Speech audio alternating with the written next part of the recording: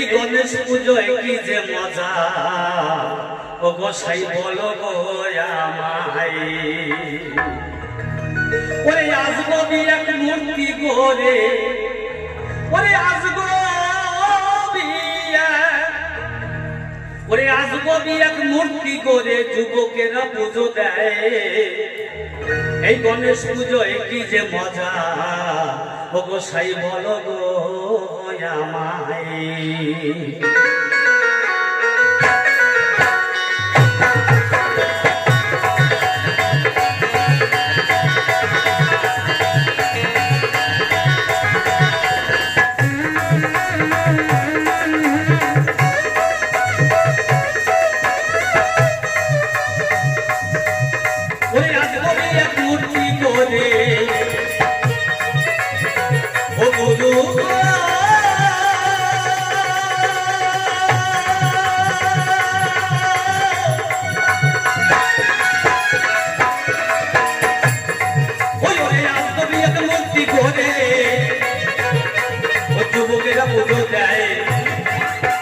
গণেশ পুজোয় কি যে মজা বলো গো আমায়, গণেশ পুজোয় কি যে মজা বলো গো আমায়।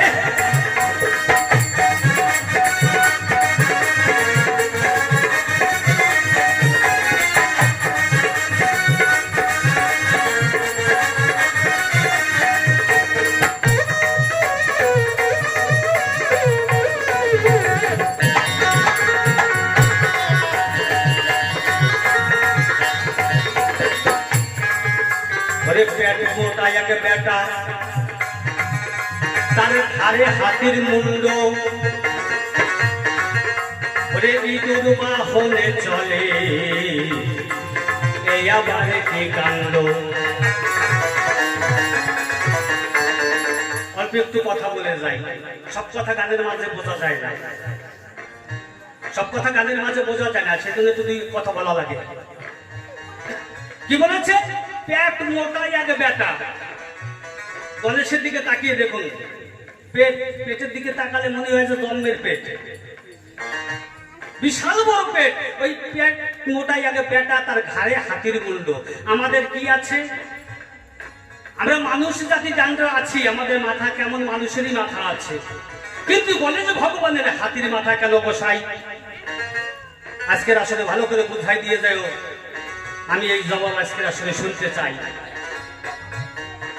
দেহখানি কি সে রয়েছে? পুরো মানুষের আছে। মানুষের দেহ যেমন, ওই গণেশের দিকে তাকালে পরে দেহখানি দেখতে পাবেন তেমন, কিন্তু যখন মাথার দিকে তাকাবেন, ওই মাথার দিকে তাকালে পরে দেখা যায় যে হাতির মাথা। তাই গোসাই ভালো করে বুঝাই দিও, এই গণেশ ঠাকুরের হাতির মাথা কেন বা কোথা থেকে এলো, কি কারণে হলো। ওই পেট মোটা যাকে বাচ্চা, তাদের ঘাড়ে হাতির মুন্ড,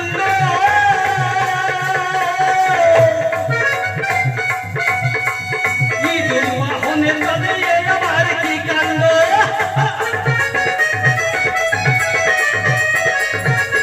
প্রশ্ন কি? অত বড় বিশাল শরীরে যার, সে চলছে কি সে ইঁদুর বাহনে। ইঁদুর কতটুকু হয়? 1 কিলো 1.5 কিলো নয়, 2 কিলো হবে। ওই ইঁদুরের গায়ে যদি কোনো সময় ভুলে যদি পাড়া পড়ে যায়, যদি ওই গায়ের উপরে পাড়া দেন, কেউ যদি ইঁদুরের গায়ের উপরে পাড়া দেয়, যদি পুরো ভার দেয়, তাহলে পিছন দিয়ে পুরো নাড়ি বুড়ি বাড়িও যাবে, যাবে না? কিন্তু ওই ইঁদুর গণেশকে নিয়ে বয়ে বেড়াচ্ছে। তাই ইঁদুরকে কেন বাহন করেছে গোসাই, আজকে ভালো করে বুঝতে চাই।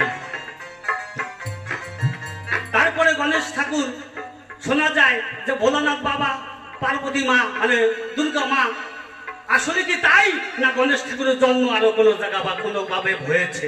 আজকে আসলে ভালো করে বুঝাই দিয়ে যাই। ওরে কে বাতা হার মাতা পিতা, ওরে কে বাতা হার মাতা পিতা, বলো তাহার পরিচয়।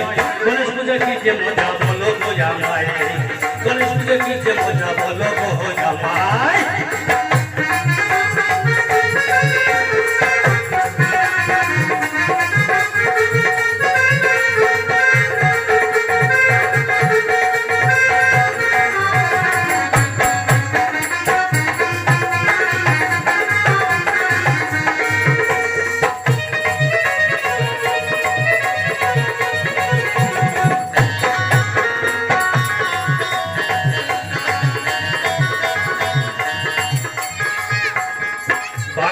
মাসে 13 পার্বণে কেন অতরে পুজো হয়? তবে কি সব দেবতা গণেশকে ভয় পায়? এই যে প্রশ্ন রেখে কি এই 12 মাসে 13 পার্বণে আগে গণেশ ঠাকুরের পুজো হয়।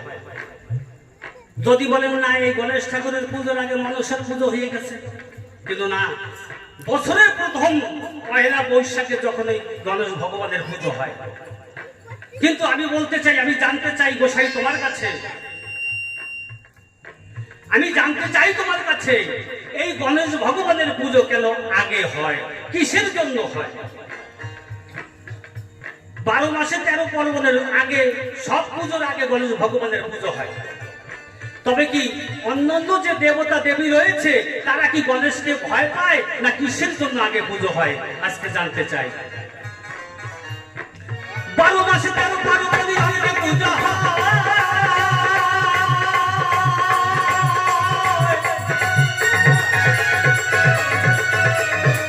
তবে কি দেবতা সব গণেশকে ভয় পায়? গণপতি বাবা মরিয়া ধনী, ওরে ধনী রে ভগবান, এই ধনীর কথা একটু না বলে পারবো না। ধনী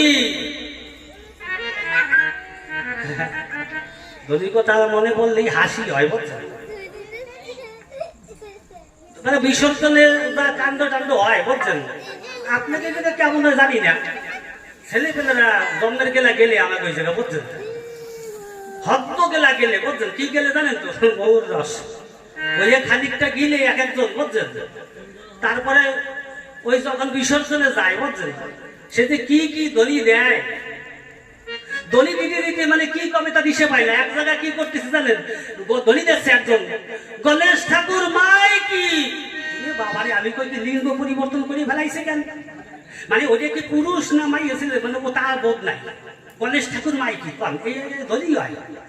এইবার দলি হরিচাঁদ মতে আছে না, দয়াল হরিচাঁদ গুরুচাঁদ শান্তি মাতা প্রেমানন্দে হরি ধ্বনি বলো, কত সুন্দর লাগে শুনতে। ধ্বনি শুনলে পরে মন টনে একেবারে ভরে ওঠে। আমাকে সনাতন ধর্মের মধ্যে আছে জয় জয় রাধা কৃষ্ণ প্রেমানন্দে, একবার হরি ধ্বনি বলো মন, সাধু গুরু বৈষ্ণব গোসাই প্রেমানন্দে হরি ধ্বনি বলো মন। ওরে বাবা কি সুন্দর লাগে শুনতে। কিন্তু এই ছেলে পেলেরা যে গণেশ পুজো করে, ওরে ধ্বনি কয় গণপতি বাপ্পা মরিয়া, নাকি মরিয়ে গেছি নাকি কয় জানে। ওরে বাবা এরা তো হাসে দিয়ে বিতাল করে ফেলাচ্ছে। জন্মের হাসা হাসিস না, আর হাসা ভালো। রামদেব বাবা কি বলেছে, যদি একটু হাসি টাসি হয় শরীরে, মানে যদি হাসা হয় তাহলে শরীরের নাকি রোগ ব্যাধি কমে যায়। তা বলে রাস্তা দিয়ে একা একা কেউ যেন হাসেন না, তাহলে কারণ পাগল হয়ে গেছে, ওটা ঢিলে দেয় কত সময়। যাই হোক, এইবার গণপতি বাপ্পা মরিয়া, ওই আপনাকে এই জায়গায় কিরকম ধরি দেয় জানি না, আমাকে মহারাষ্ট্রে, মানে আমাকে ওই জায়গায় যে মহারাষ্ট্র ধারে, বুঝছেন, ওই জায়গায় মূলচোরা টোরা আছে, ওই দিনকরনগর, গৌরনগর, পুষ্পনগর, আমরা বাঙালি অঞ্চল অনেক জায়গায় গান করি। এইবার ওই জায়গায় গানে গেছি, গণেশ পুজোর যাই দেখেছি ওরা মানে ওই বিসর্জনে যাচ্ছে, ধরি দিচ্ছে কি জানেন, মারাঠি দেশের তো ধরি দিচ্ছে কি গণপতি বাপ্পা, ওই কেউ কিছু পায় না কেন, একা একা করি হবে না, সবাই কয়া লাগবে বলে গণপতি বাপ্পা। হ্যাঁ, गणपती बाप्पा धरी दिसছে ওরা, गणपती बाप्पा मोरिया पुरुष वर्ष लो करिया, एक नारियल फुटला गणपती बाप्पा उठला। মানে সব মানে মারাঠি ভাষা, বুঝছেন? আপনারা বুঝবেন না, ওইভাবে করছে, মানে এক নারিयल ফুটলা গণপতি বাপ্পা উঠলা, পুরুষ বর্ষ লো করিয়া। অর্থাৎ কি জানেন, গণপতি বাপ্পা মরিয়া পুরুষ বর্ষ লো করিয়া, মানে আগামী বছর জলদি আয়, মানে আবার পুজো দেবে, বুঝছেন? ঘন ঘন পুজো না দিলে তো জন্মের গেলা গেলা যাবে না। এইবার পুরুষ বর্ষ লো করিয়া এক নারিয়েল ফুটলা গণপতি বাপ্পা উঠলা। ওরে সুন্দর ধ্বনি, গোসাই আজকের আসরে আমি এই ধ্বনির কথা জানতে চাই। আমাকে রাধা কৃষ্ণ প্রেমানন্দে, হরিচাঁদ গুরুচাঁদ প্রেমানন্দে, তারপরে বন্ধে পুরুষোত্তম, কত রকমের ধ্বনি আছে, সব ধ্বনি ভালো লাগে। কিন্তু এই যে গণেশ পূজার ধ্বনি, এই ধ্বনি আমার শুনতে ইচ্ছে করে না। এই কোন ধ্বনি গোসাই ভালো করে বোঝাই দিয়ে যায়। তাই গণপতি বাপ্পা মোহরিয়া, গণপতি বাপ্পা মোহরিয়া বলে কেন ধ্বনি দেয়? গণেশ পুজোয় কি যে মজা বলো বোঝা ভাই, গণেশ পুজোয় কি যে মজা বলো আমায়।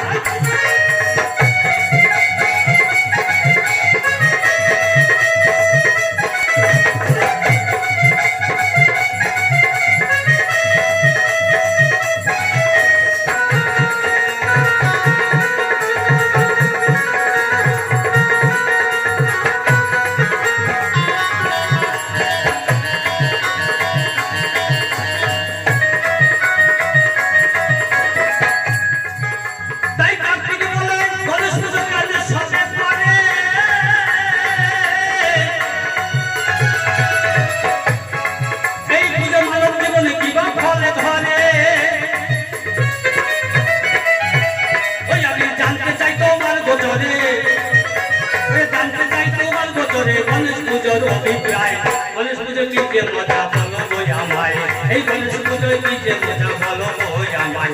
আজ কবি এক মূর্তি করে, আজ কবি এক মূর্তি করে যুবকেরা পুজো দেয়। গণেশ পুজোয় কি যে মজা বলো গো আমায়, এই গণেশ পুজোয় কি যে মজা বলো গো আমায়।